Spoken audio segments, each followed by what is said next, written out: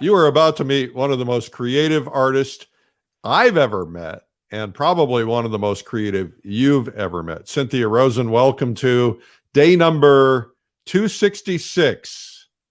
Hi, Eric, and hi, everybody. Hi, Cynthia. What are you going to do for us today, speaking of creative?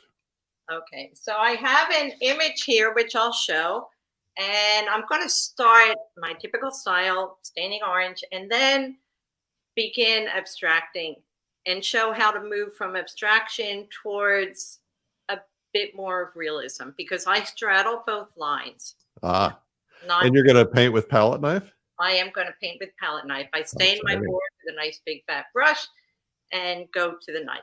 So just so you guys have a feel for what Cynthia does, let me just show you a little bit of her work. All palette knife paintings, very vibrant, exciting, abstracted work with a lot of color. As she says, she straddles the realism. This is a figurative piece. I've never seen one of your figurative pieces. That's nice. And a fall scene.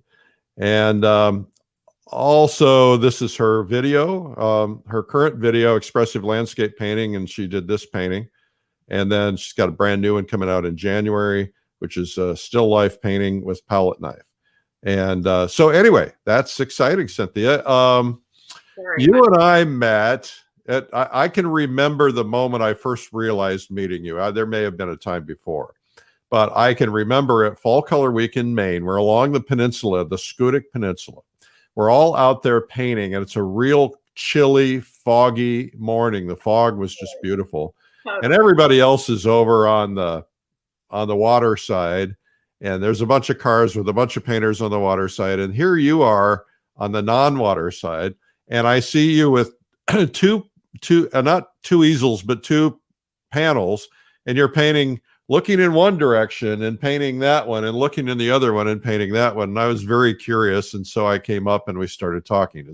That's the first I remember meeting you. You can't do that on a sunny day because your colors are too different because of the light. But on a gray day, it's pretty much gray. Why can't you do it on a sunny day? Because your light, depending obviously on the time of day, high noon, everything's different. But your colors are very different on the east side than the west side on a sunny day. Oh, but you could do two looking in two slightly different directions. Yes. Yeah. In fact, I've done 3 small ones looking in a similar direction, and I ran into a bit of problem because I started to paint over here on one and then over there on the other. It was a mess. Well, it takes a very special brain to pull something like that off. And we also had a kind of a special moment. I have photographs. I should have brought them up. Maybe I'll find them while you're doing your demo. But Gracie took some photos of us, but of you. We were at the Adirondacks in June, and painting by a waterfall, which the Hudson River School painters painted. And I wander into the woods, and there you are painting a 60, 40 by 60 or a 60 by 80, some giant painting outdoors, which I love to see. It takes a lot of courage. Yeah, well, that painting actually started the day before in front of a tree. But the day you caught me, the wind was so high that I had to move the painting behind the tree so the tree could act as a bit of a barrier. That was me. I learned with that painting. Yeah, a giant sail. Right. Yeah. It reminds me of the first time I went plein air painting. I didn't know anything about it, and I took a studio easel and a card table and a box of stuff and a great big canvas panel outdoors. And those, canvas is what they make sails out of, and that thing just went flying. Right. Well, I've actually created my own easel. I thought of manufacturing them, but right now financially, it'd be $10,000 to do that. I'll do it for you. All right. My own We'll make it happen. Okay. Cynthia Rosen is going to be right back. We're going to be excited to see some abstract painting moving towards realism, moving away from realism, and palette knife painting. So that's very exciting. Okay. So yes, when I saw Eric, he said, looks like your living room. Well, it is. So I've turned my house into a studio. for all intents and purposes. I will show you my studio. It's a bit of a mess, but then that's just how I am. I put the computer on a Lazy Susan. I've got 2 large paintings going. Actually, one's acrylic, one's oil. And in the back, I have a moving wall. And in the way back corner, I have some kind of a shelving unit for putting large panels in. So the moving wall is so you can display different paintings? It's folded. And yes, I can hang paintings on it and I can divide spaces with it. Okay. So it's on wheels. Like everything in my house, except for the paintings hanging on the floor, is on wheels. That's what I will call Studio B. It's another room. I'm just not using it this winter because of COVID. But I figure if I give workshops or have artists come, they can work in either space. And I hang things on my wall. That's another experimental piece. So that's my workspace. Love it. The windows are north facing. And as you can see in the other studio, it's really light. I had to shut all the curtains for today because I would be backlit. So, if I was painting. So right. Here we go. This is the image I'm using. Okay.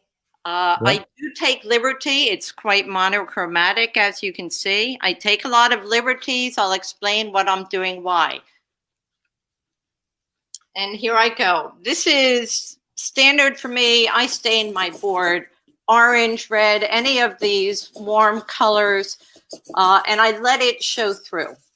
So I use a brush for staining, and I use a brush, you'll see, just to note my composition. I'll move that out of the way. This would be a great painting, 6 feet large. I mean, it will come off very abstract, but the devil's in the details. It would be really cool to be able to go up and see fun little knife marks on a large painting. But to have this image, it's like walking into the woods if it was 6 feet large. So anyway, here we go. With that, I'm going to take another brush, dip it in a dark color, and say, yeah, this image is divided right down the middle. And that's really a no-no. But I'm sort of known for no-nos. Yes, you are. What I'm doing is coming out basically abstractly. Trees dance in my mind. I love the fact this is a very dynamic composition. There's all this plant matter down here. There's actually a walkway there. I tend to not worry about corners, though in the still life painting, whoa, there's a lot of glare hitting that now that I have wet medium on it. Sorry about that. That's all right. We can live with it. That would drive me nuts, but I'm sorry. Maybe I can stand in front of that light a little bit. Move it to the side. Sorry, folks. Maybe tilt your turntable a little bit. Maybe that'll make a difference. No. No. Okay. All right. Well, we'll live with it. Okay. I'm going to move the light over and face it. It will be at least on the side. Yeah. Okay. So I'm putting in everything I need to know. I really like, this is a very abstract composition. Are you doing oil or acrylic? This is oil. All right. I have a bunch of skinny things. The most important question that has been asked so far is, do you use the exercise bike in the background? Not as much as I should. I did my workout this morning. I put it there. I actually have a television in the room, which I figured, well, if I ever want to see an image large, I could. But in all honesty, whenever I sit down, it's at my computer. So I'm going to clean up certain areas that are going to go cool. That is more of the blue tones. This is, as I said, it's a really quite monochromatic Are you image. using like a scraper? This is a wedge. Let's see it. Okay, plastic. All right. It's a rubber. Rubber, In yeah. fact, I started out a few years ago trying different kinds of kitchen spatulas. Here's a hand wedge. Yeah. Okay, they're fabulous tools, and because I stain, I like, and I leave some of the orange in the image. So now I'm using the hand wedge. Okay, while my base is still wet, I can go into this and just pick up areas that are going to go light. You can actually make lines with the wedge. It's a very cool tool. You can put light on a tree. Yeah. Exactly. Exactly. Or on a sail of a boat. Now that's going to, I don't like that, but I'll take care of that with my knife as I start to paint. So at this point, I'm going to go paint. All right. I mean, I know it's sort of what I'm doing. I want a little bit of light touches in here. The wedge is great for rocks. I mean, look at the nice geometric shapes you get with it. It's just a fabulous tool. So, and I bought it at the Plein Air convention. I had never seen them. They're made by Princeton. Yeah, I had been using kitchen spatulas, finding ones that worked well. This beats it all. Oh, another thing, definitely made by Princeton. Another thing I might as well mention is these are, I should get paid for doing it, but they're called Great Art gloves. You can't see. They look dirty, but they're not. They've been in the wash. They're clean, but they really are great. They keep the paint off your hands. And in the winter, I mean, I live in Vermont, so it gets really cold outside. I've painted in 15 degrees damp Vermont winter weather, not dry, but cold. And I've used these with a layer or two of nitrile over them, and it really helped to keep my fingers warm. And they're just great. So Great Art gloves, I recommend them. All right. And talking about Rose Franson, while I'm throwing in a little bit of color here, I took myself, in fact, that portrait, that was on paper, an oil on paper. I took myself to Scottsdale Artist School because I was wintering in Scottsdale for a while. And she was giving a workshop there the next day. She came into Open Studio one night, and she is one of the most dynamic people I've ever met. Just amazing and very giving. I mean, I'd recommend anybody if they could take a workshop with her. If you like what she does, do it. She's pretty amazing. Yeah, she is amazing.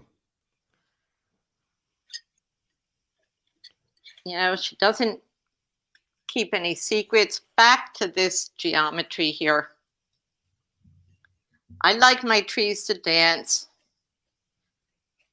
I liked Benton's work when I first saw it, and his figures dance. And it just sort of gives a message that things are alive. Okay, I want this angle in here. That's the geometry. That's where this piece becomes so abstract. I mean, how often do you have such a strong angle and then smack in the middle of your board, which is usually a no-no, or your canvas space? So let's smudge some of this around to give me more of a mid-tone in the background. I want this all mid-tone. So I'm just going to smear the paint around, mid-tone in here. I can bleed into this patch of snow. This is not necessarily the best-selling kind of painting. It's not a pretty bucolic scene. But for me, it's the geometry. And people who like, I guess, non-traditional art will get it. if I were doing this 6 feet large, I could just get amazing colors into it. And it's the colors that seem to have helped me survive as a painter. People like colors. So the first glance may be either colors or geometry, depending on the piece. And then you get to explore it more. So I'm going to add a little bit of cool in here. And because my background's still so wet, I used a Gamsol Galkid mix. Because it's still so wet, the colors are going to blend. The problem I ran into with that large painting in the Adirondacks was palette knives does leave a lot of paint on the surface. And if you're using Gamblin products, which is what I use primarily, they dry quickly. You know, I go to plein air events and have pieces in a show, and my greatest fear is that somebody's going to lean up against one of these juicy wet paintings. Really, it's like I'm petrified about that. So I always try to hang the wettest, the most recent, up high, just to help protect people's clothes. I can't remember. Oh, I think it was Bath County. Actually, they had somebody helping move paintings. And she took one of my paintings and carrying it, brought it against her chest. And it was, no. Yeah. So, Right. but yeah, the problem I ran into in the Adirondack piece, so it was a fabulous learning piece, is that I had the wrong solvent with me. I came up late from another plein air event. So, didn't think about what I was going to be doing. You know, most events you can't do large pieces. I'm looking forward to Easton because I can do a large painting there. But yeah, I had the problem going back with fighting against dried paint. I should have taken solvent-free gel with me instead. Do you typically use that? I typically use the Gamsol Galkid because I want the paintings to dry fast. If it's a painting that I know is going to take days, yeah, I will take the solvent-free gel. Okay. And actually, a friend from out west, when I was talking about painting in the cold, and not only did my palette knife break because it was just too cold for the knife, but you know, the paint freezes up. I want to get rid of this corner. She's the one who put me on to the solvent-free gel. She said, this is good for cold weather. And it's fabulous for cold weather. It does not freeze up on you. So I know right now it's just a whole lot of marks. My interest in mark painting, I guess, came out of the fact that I went to a college that was sort of geared towards New York. I was exposed to the color field painters and really liked the sense that you could move around a painting. This one's not going to be subtle enough for you to move around and dance around. This is really going to hold you tight because of so many lines in it. But, you know, the color field painters, I mean, you can sort of just dance right through them. You're getting lots of positive comments, Cynthia. Well, people watching from all over the world. Well, thank you. It's different. But, you know, when I give workshops, as I say to people, you know, you're painting the White House, it better look like the White House. So if any of my workshop attendees are here, sorry for repeating myself, but it's true. Well, you know, the reality is we retain about 20% of the workshops when we attend. So repetition is a beautiful thing. Oh, interesting. I didn't know that. Yeah, we actually are developing. I can't talk much about it because it's a big secret, but we have developed a entirely new learning system based on, we've been studying learning and how people learn, and we wanted something that would allow people to actually learn things more rapidly and we figured out how to do it. So we're getting ready to launch a new learning system with a completely new enterprise. So Stay Oh, tuned for that. interesting. Very interesting. I mean, I taught and sat on a school board for about a dozen years, actually 10 years, sorry. But back in the era where people were interested in gifted and talented, I went and did some research on gifted and talented programs, what children who have a great ability in one way or another, and what kind of modality you can present and help them use the best of their abilities. It was all very interesting, but I look forward to hearing about that for sure. I want to cool this down a bit.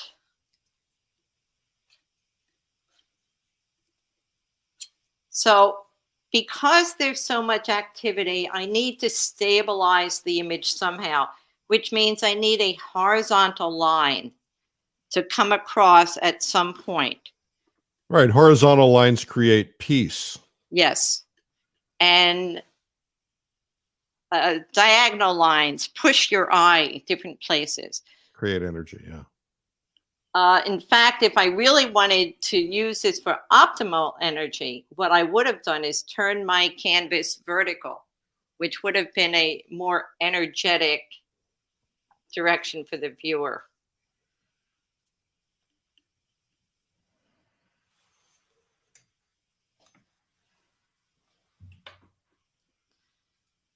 Now I'm going to move my colors around.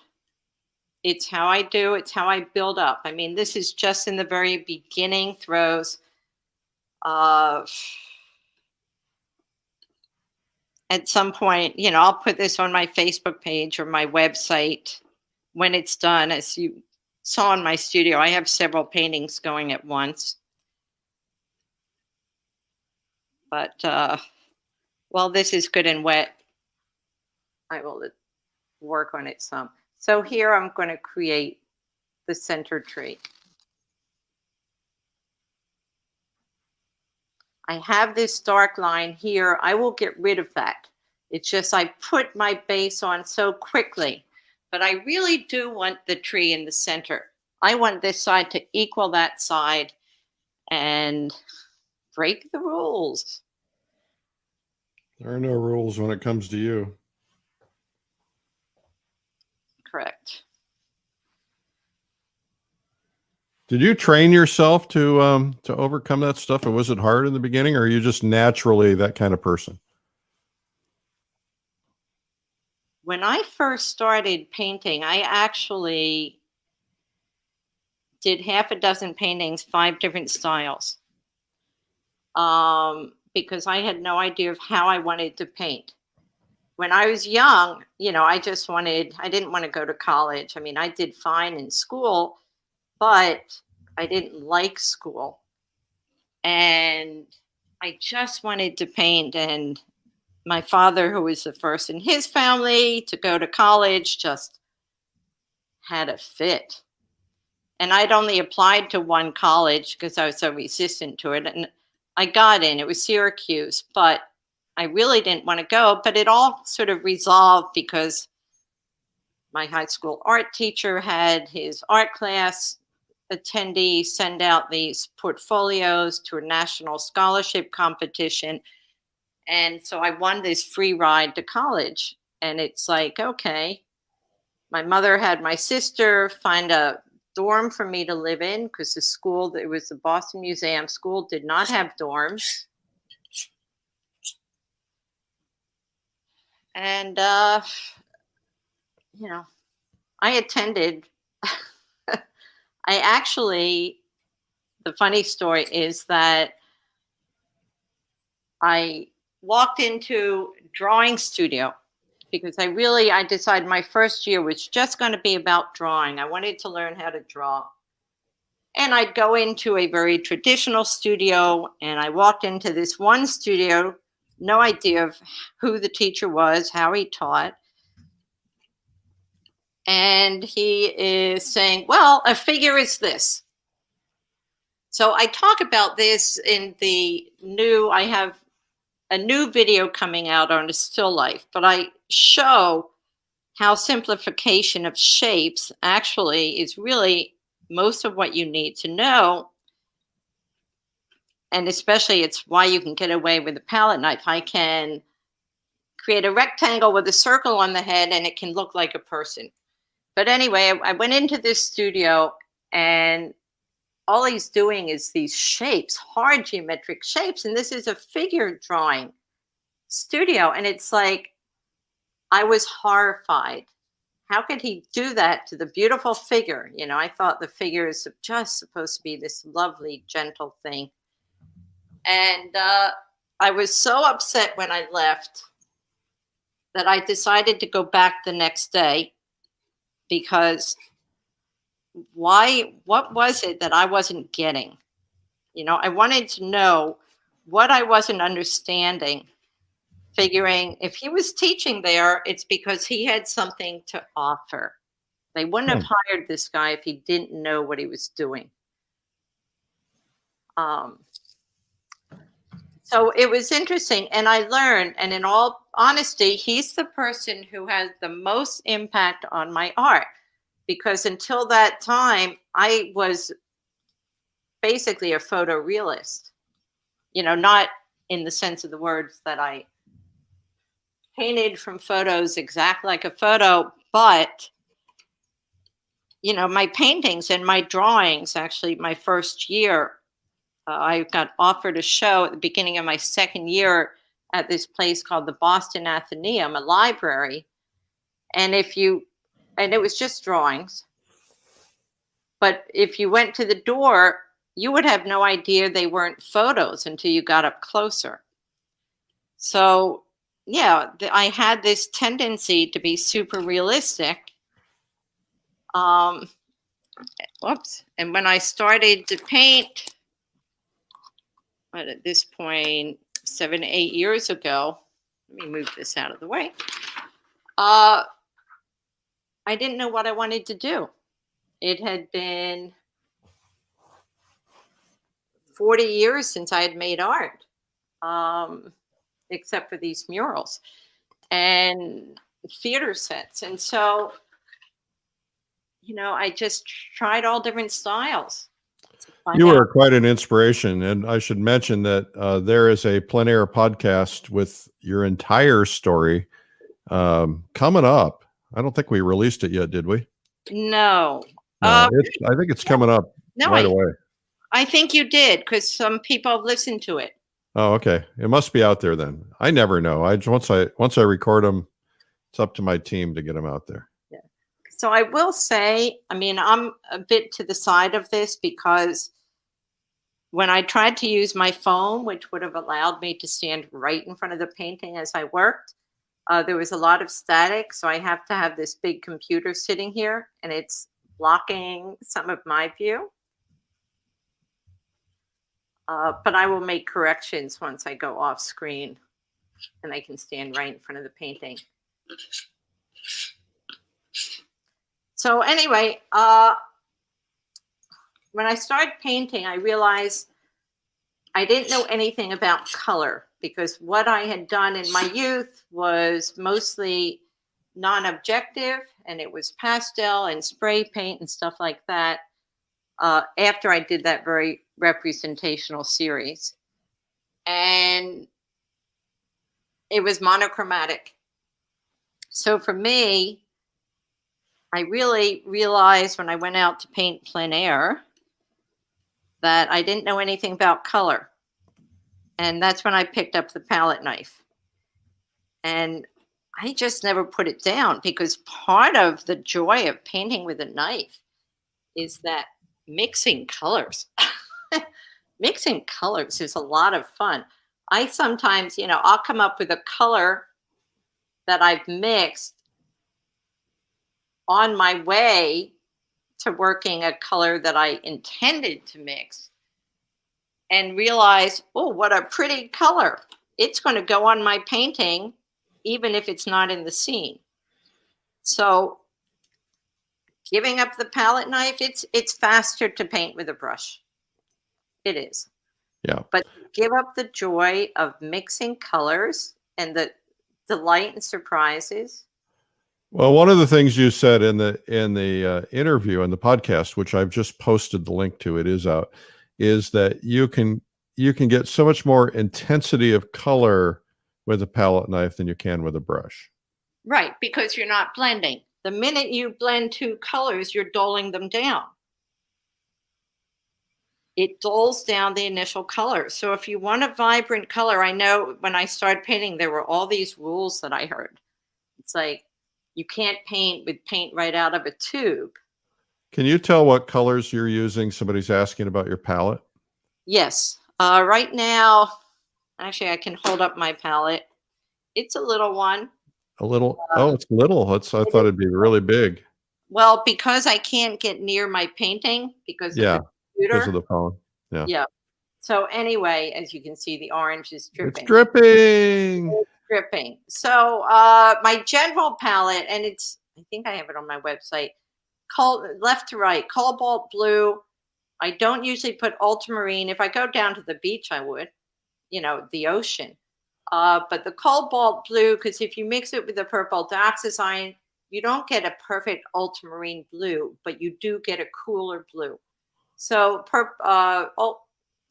cobalt blue, Prussian blue, purple dioxazine, alizarin permanent. I have a couple tubes. I have tubes of paint that friends gave me. This is basically a cad red light. I usually use cad red medium. Cad orange, cad yellow, and yellow light. This is a Hansa light. My favorite is lemon yellow, but I'm saving my favorite paints for when I go to events. You know, I tried a lot of colors, and so I'm saving some of my favorites for things like that. And would you quickly show your reference photo again for those who tuned in late? Absolutely. All right. Okay. It's just a guideline. Is anybody going to say, whoa, that's not what that location was like? So when I go out plein air painting, I always put my orange red stain on first. But it takes, and outside, it would have dried faster than it is in my house right now. So it's blending a little bit. So it's blending, but I can make use of the blends because that will be the background. The top layer will take care of anything I don't want. But, what a compliment. Someone says, Donna says, this is like watching a stained glass window being created. That's a nice compliment. It's interesting. A lot of people have said that, and someday maybe I'll actually make a stain or have a stained glass window made. I don't really like glass, which is part of the reason I won't really do pastels. And as I said, the watercolors, I could only do at a place that would allow me to varnish them. Somebody said, so palette knife painters must be also good at putting icing on cakes. I leave that to my daughter. I don't. I am like the least decorative person in my family. So it's really funny, but you would think, you'd think. You would think, well, you could use palette knives as long as they were new. And I should mention you're about 10 minutes out from the end of this broadcast. Well, that means I'll really get to paint it on my own. And I will put it on my website when it's complete. Yeah. Also, if you'll put it in the comments of this broadcast. Okay. I will do that.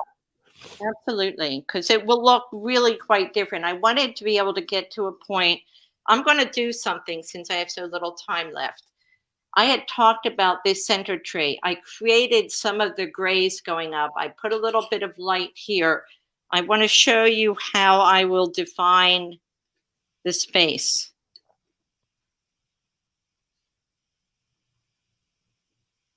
It's the issue of contrast, edges. That all of a sudden is going to create the tree having that dark edge. Now, in my painting, that's not dark. In the photo, I mean. So I'm just going to move that around. But it's the edges that will give the definition. Okay, can people see that? Well, yes, of course. Okay. All right. So if you put light against dark, that's how you create the definition. My son, Ian Marion, is a beautiful painter, much more Hudson River than I am. Does a whole series on clouds. But when he was younger, he did a tree and he said, "Why is my tree so stiff?" And it's basically because he had edged it so cleanly straight down that it couldn't breathe. You got to break up those edges. Correct. So here's some light edge coming against it. So that will define the tree. And if I bring some of that white down here, it doesn't need to go all the way down. But if I put a little bit of it down here and here, it helps follow the edge of the tree. I want this to get softer, which I will do when I do the final piece. I like to mix my own zinc and titanium white. Titanium's really strong. I keep flake white replacement for really, really strong whites. It's not a typical color I use, but I keep some on hand, like for summertime, or really, you really want to punch out some whites. Hey, everybody, put in the comments where you're watching from. I'm curious if, because California is in lockdown, for instance, now, are more people at home. So put in the comments where you're watching from, like the state or where in the state. And also, where do you watch from? Do you watch from your home, your office, your bedroom, your, whatever? Just a little curious while you're watching Cynthia, just put that in there. That'd be great. We got higher than normal audiences today. Maybe it's just Cynthia. I'm just guessing it's Cynthia. Well, I did send out some invites. I don't think it's me. I think I just send out invites, but then ran out of time. So, but anyway, that would be the tree. And I will finish it all the way up. Regretfully, I don't really have any tree paintings in my studio to show you, because they're all in the galleries. Yeah, well, that's where they should be. And they actually shouldn't even be in the galleries. They should be in homes. No, my best one actually is in a home. All right. But anyway, I will post this. I will work on it this afternoon. I'm putting together this ebook, and God, the technology. I hate technology. I mean, it's wonderful. I can't say I hate it. I'm just inept at it. But anyway, I'm putting this ebook together, which will be a gift, to anybody who's sort of expressed interest about major elements of art.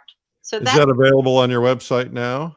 No, I have an image of like the front of it.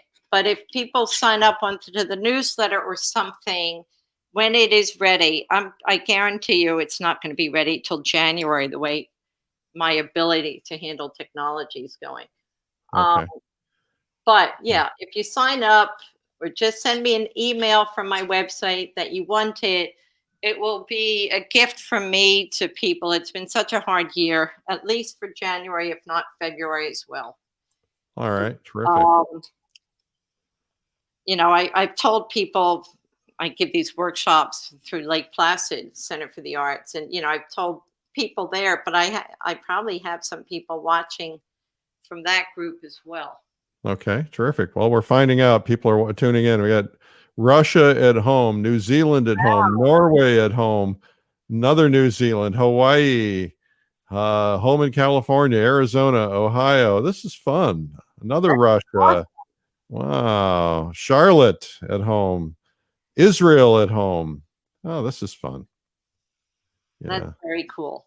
Okay, Cynthia, you're gonna have to put the knife down. Okay. And come back on camera. I'm going to show you something I found. I went and found a couple of photos. Okay. So I went to the trouble of going through my photos while we were talking, so I missed a little tiny bit of your demo, but I found that moment. This is what I discovered in the woods that day. And there you are outside by the stream painting this giant painting. Here's a little closer one of you working on it. Yeah. That was a fun memory for me. And then, of course, in the bar at the Adirondack Publishers Invitational with John McDonald and it looks like Terrell Gable. She's always wearing her hat. Definitely Terrell. Yeah. Honestly, all of my friends, almost all. I mean, I've started a plein air group in Vermont now. In fact, I got an email from somebody yesterday who probably heard about it on your podcast. Oh, good. She emailed me and said, hey, I'm in Vermont. I'd love to, is your group closed? Totally open. Anybody. Where in Vermont are you? Well, I'm in Southwest, but I've had people up further north. And I said, come the spring when we know the roads are clear, we'll schedule some places to meet in time to paint together. Because I'm really in the southwest part of the state. Charlie's an hour and a half away over in the eastern part. Charlie Hunter. Yeah. Okay. Well, I think everybody should start a group, and everybody in Vermont area should go with Cynthia, go painting. That sounds like fun. We need groups in every state, every city.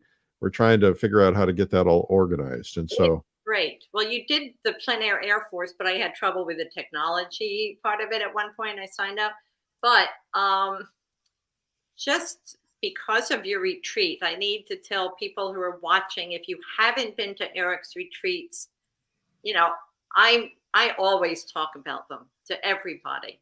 And I've told umpteen people to go. It's where I've met my best painting friends from all over the country. So, thank you. Me too. Me too. I mean, you and I met at Fall Color Week.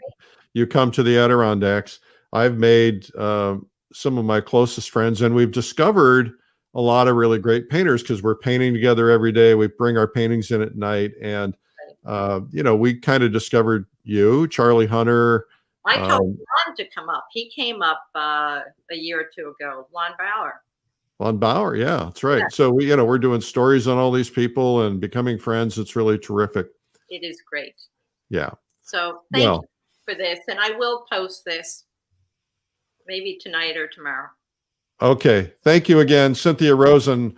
Applause. Be sure to listen to the podcast. I posted a link in there.